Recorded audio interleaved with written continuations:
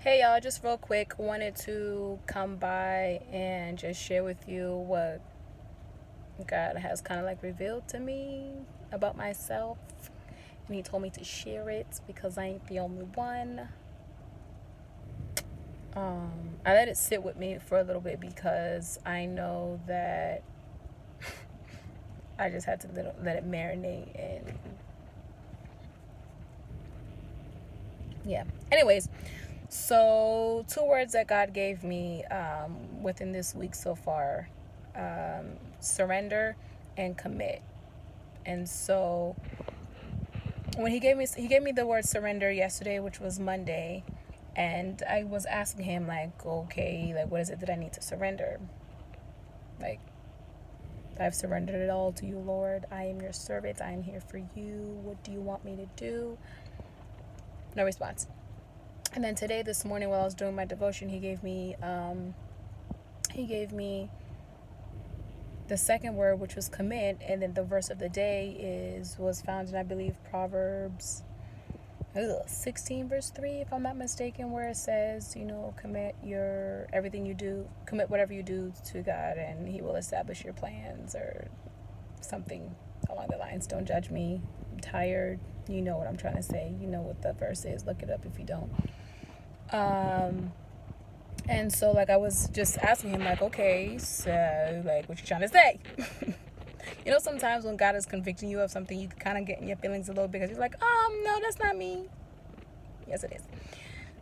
So I literally, I'm actually laughing at myself because I literally was sitting, like, as he was talking to me and as I was, like, reading the word, I just felt so convicted, like, dang, yo, like,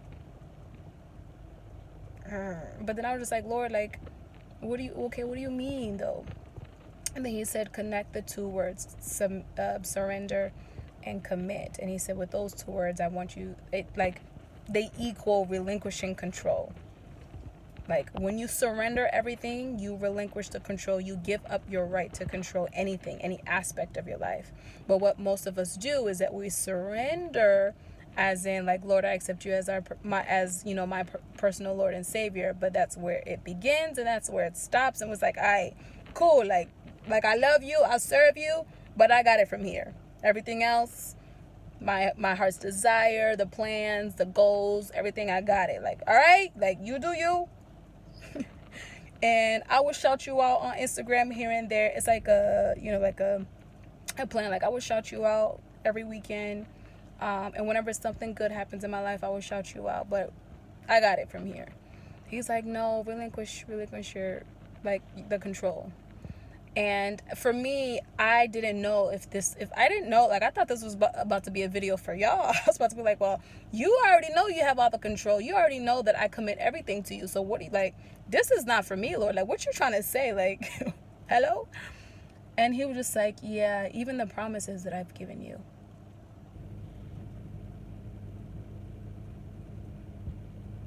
That is when it hit me. Because he said to me, I have given you promises and you feel the need to go and fulfill them. I felt so attacked. I literally just sat there and he literally played back every promise that he's made me and how I've tried to make it come to pass. And I was like, well, Lord, what am I supposed to do when I know that you told me this, you made this promise, and you said this, and I know your word is true, so I know it's going to come to pass, but what do I do in the meantime? And I was like, what did Abraham do? And he was like, see, look, Abraham was, he was faithful, but his wife was like, yo, like, God's messing with you. You about to be 100 years old. You're not about to have no son. Let me help you out.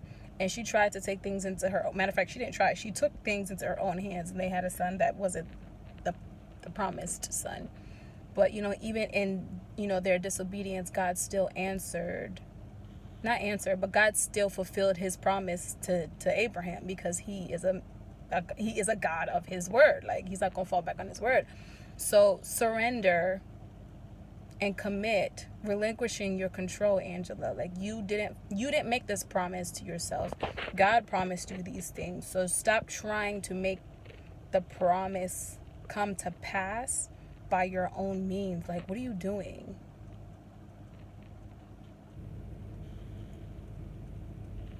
All right. Just have faith. His promises still stand. Psalms 114 says God is trustworthy in keeping his promises and faithful in every single thing that he does. Like, just have faith. And my friend sent me a video. One of my colleagues sent me a video last night or yesterday afternoon, and I watched it last night. And it was just talking about how you stay on Faith Street. When you stay in faith, you don't miss the blessing. You don't miss what God is doing in your life. Just because it may take some time, just because you don't know when it's coming or what it's going to look like in the process and everything around you doesn't look like it, doesn't mean that it's not going to happen. God's promises still stand, so stand on that. Relinquish your control to make things happen on your own. Even the promises that God has given you, the word that he's given you, if he's given it to you, it's going to come. I believe Pastor Michael Todd said, either two things happen. Like, God either shows you the mountaintop, like where you're going to be at or whatever, and not the path, or he shows you the path but not the mountaintop. One or the other. And so in some areas of my life, God has shown me the mountaintop, but he hasn't shown me the path. And so every time I'm walking, I literally have to walk by faith. Knowing and trusting and believing that I'm going to get to that mountaintop because he already told me, it's yours. But I can't try to make it happen on my own, my way. Wow. I'm going to let this sit with me a little bit more. This, if anything, if this wasn't for you, it was definitely for me. All right? God. All right. Bye, guys.